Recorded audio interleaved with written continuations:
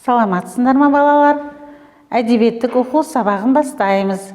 Бүгінгі біздің тақырыбымыз Тайыр Жароковтың «Ауыл күзі».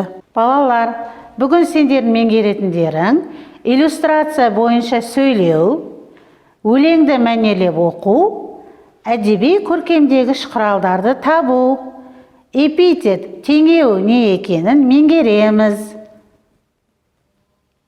Балалар, суретте жылдың қай жыл мезгілі бейнеленген? Жарайсыңдар, суретте күз мезгілі бейнеленген. Тайыр Жароков 1908 жылы Батыс Қазақстан облысы Жәнібек ауданы Жетібай ауылында дүниеге келген. Тайыр Жароковтың «Жылды жарығы» атты тұңғыш жинағы 1932 жылы басылып шықты. Отан соғысы жылдары отанымыздың ел қорғаған ұл қыздары жайында Совет сұңқарлары Зоя туралы жыр атты кітаптарын жариялады. Соғыстан кейінгі жеткіншек, бақыт жырлары, жапанды орман жаңғыртты, костер басында, қырда туған құрыш, жыр қанаты, құмдағы дауыл, тау жырлайды, теңіз баласы, тасқынға тосқын атты кітаптарында туған жерді көріктендіру, ел байлығын арттыру, халық игілігі үшін күрескен ерлердің бейбіт еңбегін жырлады. Тайыр Жароков 2 рет құрмет белгісі орденімен және медальдармен марапатталды. Ал енді балалар, оқулықтан «Ауыл күзі» өлеңін оқимыз. Көтеріле аспандай, көкте сұрша бұлт көшіп, жерге үнжу шашқандай, күміс моншақ шық түсіп, қайың терек басынан сарғылт тартып жапырақ, жерге түсіп шашылған, жел үрсе тек қалтырап, бұтақты бүге балбырап, көз тартады көріңіз, алма піскен албырап, маужырап барқыт қоңыр күз, беті қызыл алмадай, балалары ойнаған, анасындай аймалай, мектеп тұр қол бұлғаған, майға бөгіп мамырлап, мал қаптаған даланы, қызған еңбек дабылдап, қырманың тегіс алабы, кемедей кешіп комбайн, алтын дария егінді, сүзіп жүр маржан бидайын, күзіміз неткен көңілді.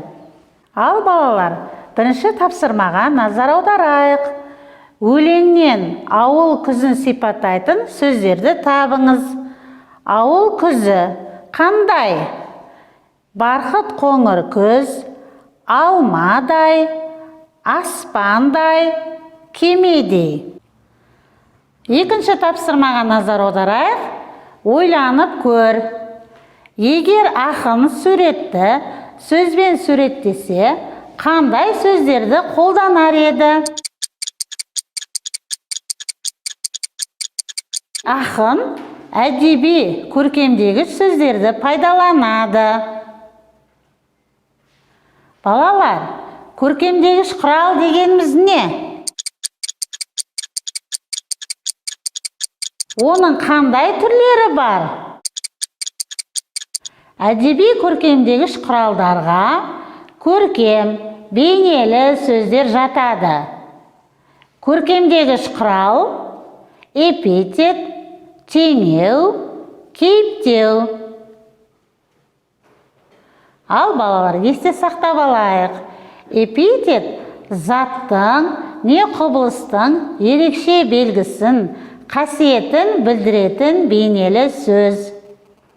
Ал теңеу де бейнелі сөзге жатады.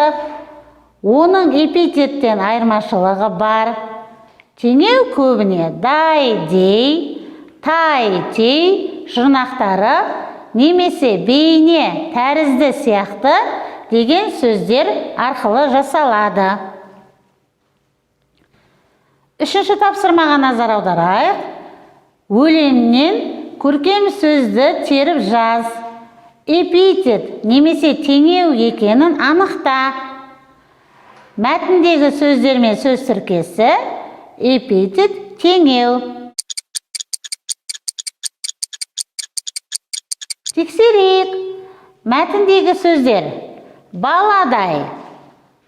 Дұрыс айтасыңдар балалар. Теңеуге жатады. Анадай. Ол да теңеуге жатады. Күміс моншақ. Эпитет. Барқыт қоңыр күз. Эпитет. Келесі тапсырма. Кестені толтырамыз.